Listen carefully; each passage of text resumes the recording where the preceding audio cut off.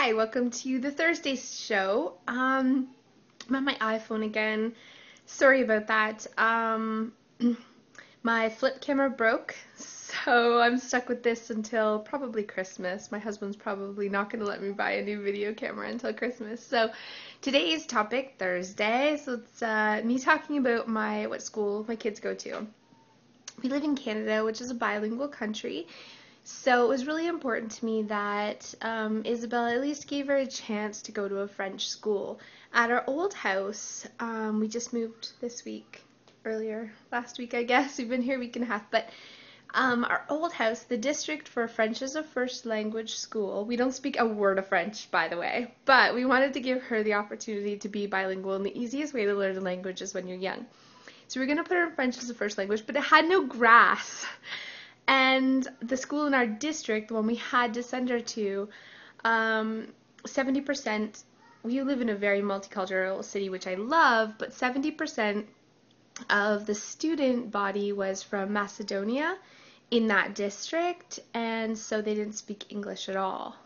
The majority. So sending her to school where she didn't speak French, they only spoke French, and 70% of the kids there had French as a first language and spoke no English. So I decided against that and decided on a public school system with French immersion.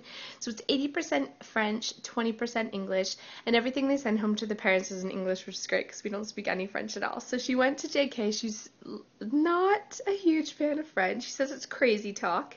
She doesn't understand what they're saying, but she's getting there. She knows her colors and her shapes and basic things like laver les mains, wash your hands, things like that. She's getting it, and she understands when the teacher speaks to her in French. She just can't really speak it yet. So we're giving her another chance in SK. The reason I like the French immersion system is you can always go back down to straight English, but you can't go up to French. You know what I mean? Like, you can start them in kindergarten in a French program, and if they're not doing so well, I can drop them down to English, and we haven't really missed out. But when you get to like grade 2, 3, you can't just decide, oh, I want them to be bilingual and switch them up, because by that point, they'll be too far behind. You know what I'm saying? You know what I'm saying? So that's what we chose to do. I thought about homeschooling, but I don't think I'm smart enough. I mean, we definitely work on things here, but I find it hard to find the time to sit and focus with them. We do colors, we're starting to learn to read, things like that, but when it gets to more complicated things like math, what the heck use am I going to be? I could never homeschool. I'm too dumb. So, yeah, I'm excited about them going to school anyways. I mean, it's a great experience for them. And we live in suburbia now. We just moved here. And the French immersion school is actually 2 blocks away. She's still going to ride the bus, which I love. They're going to pick us up, even though it's 2 blocks away, at our doorstep. But when she gets older, that means that all the friends that go to her school, odds are they're going to live within a bike ride away. Which, growing up in the country alone, that's me feeling sorry for myself. I'm excited about the fact that after school they can go directly to friends' houses, or on the weekends they can have friends over, because I never had that. So it's so important that we live in a community area where the school that she goes to is also close to all her friends. And do you know what I'm saying?